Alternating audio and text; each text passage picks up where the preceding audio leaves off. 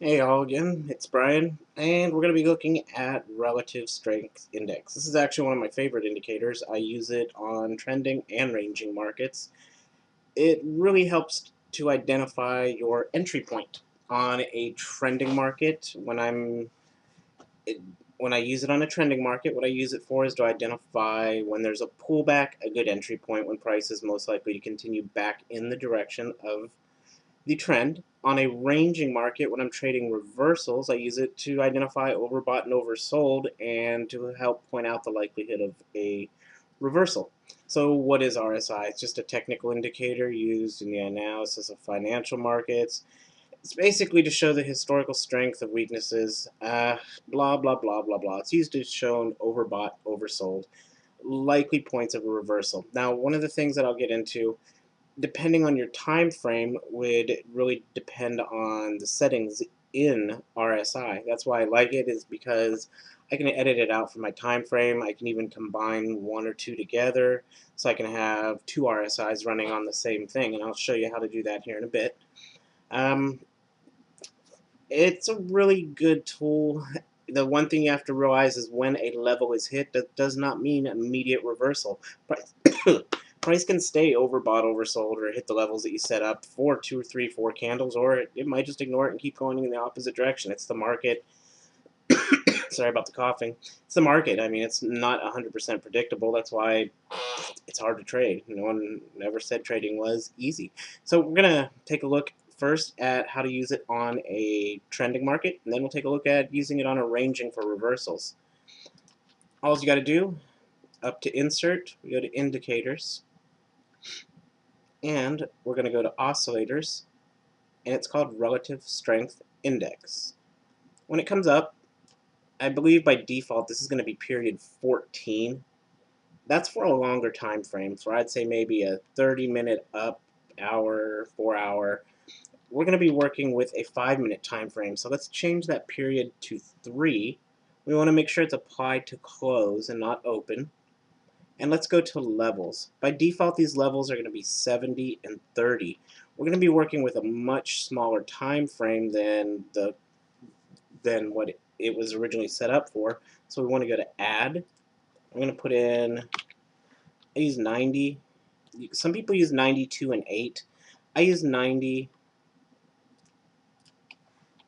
and 10.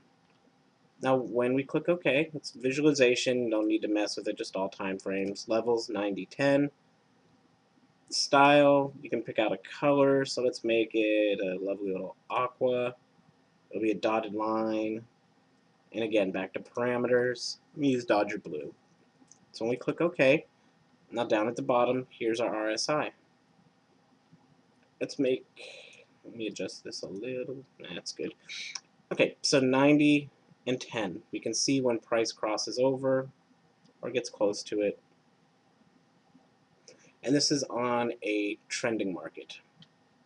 So as what we look at, market price is coming down. Let me turn on the crosshair so we can see this. Price is coming down, coming down, coming down. Price drops below the 10 point here, and we do get a little bit of an upward movement. But remember I said just because it hits 10 doesn't mean we got a reversal. What we actually got was consolidation of price. Started moving up, up, up. Gets almost to 90. Even off that little spike, it doesn't break 90. It's the market. You gotta be variable. You can't have everything set in stone for you. But 90, and price moves down, down, down, down, down, till we get down here. And again, if you see, we're forming a nice little cycle of waves of how price moves. Price goes below 10, it slightly moves up, but mostly what we got is a downward trend, a little bit of up. But if you look at the RSI, it is still going up and down in cycles. So again, it's something you'll have to get used to. It's not set in stone that just because RSI hits 90 or 10, price is going to reverse. But if you combine RSI with the EMAs for trending, you can get a pretty good idea of what the market's going to do. Up here, we broke 90. We continue down. Our faster moving EMAs, the blue and yellow, which are 5 and 8, are starting to spread out. So we know we're coming into a downward trend. Our slower moving EMAs, the medium ones, which are the pink and the purple, still haven't confirmed that for us. because purple is still above the pink one, so it hasn't recognized that we're in a downtrend yet, even though we obviously are. Now this consolidation slows them down on the crossover.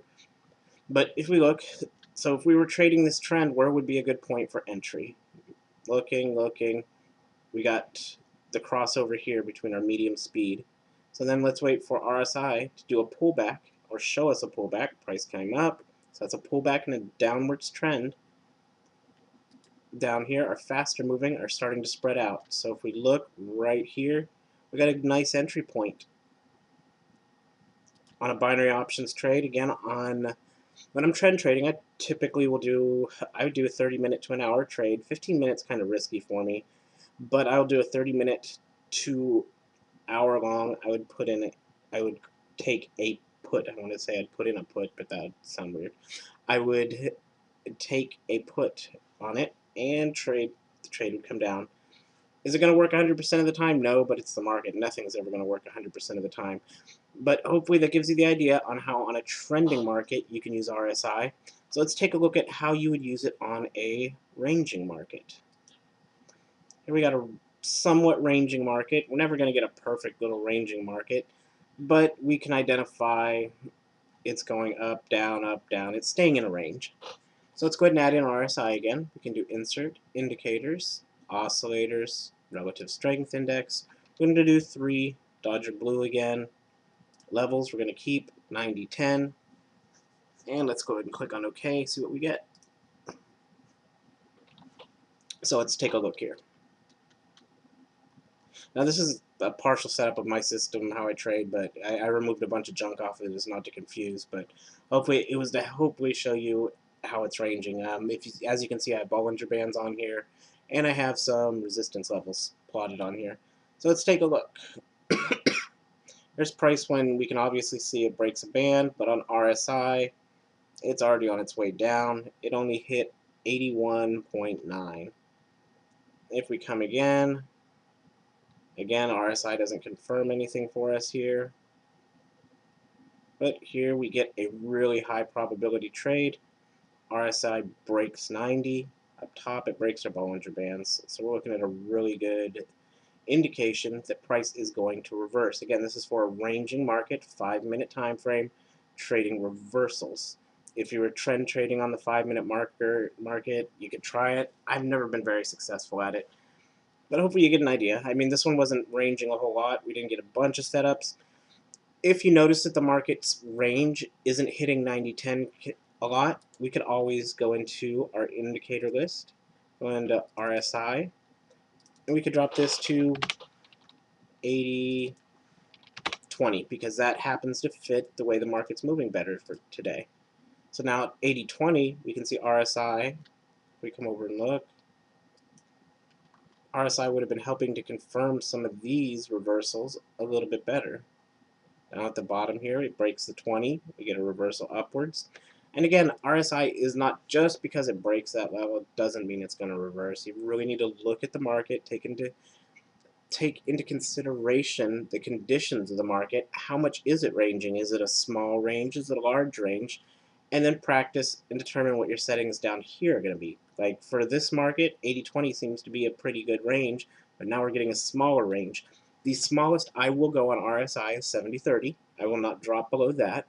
What I also do though, and if you've watched the EMA videos, then you know that by period you can speed up or slow down how fast this reacts to the market. So let's go ahead and I'm going to show you another way of doing this. We're going to go into indicators because what I want is I want to have a little bit slower of an RSI running. So we would go into relative strength index. You would drag it down on top of the current RSI. Now we'd go over to parameters, and we're going to put this at a 4, or you can even use a 5. Why are we doing that? Because this basically helps to filter out a false signal on RSI. So let's slow it down to 5, which means this RSI is not going to respond as fast as the 3 we put on there. And let's change it to a lovely little red.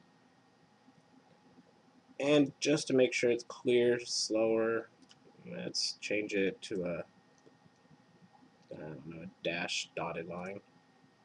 Then click on levels. We're going to keep the same, 80-20. Click OK. Now what we have is a slower moving RSI that can help us weed out some of those quick spikes. So if we look through this, if we were doing it, right here, the slower moving touched 80 and the faster moving above 80 might be a potential spot to look. Here with it spread apart, see the gap in between the two, might want to take a little more consideration to look into it.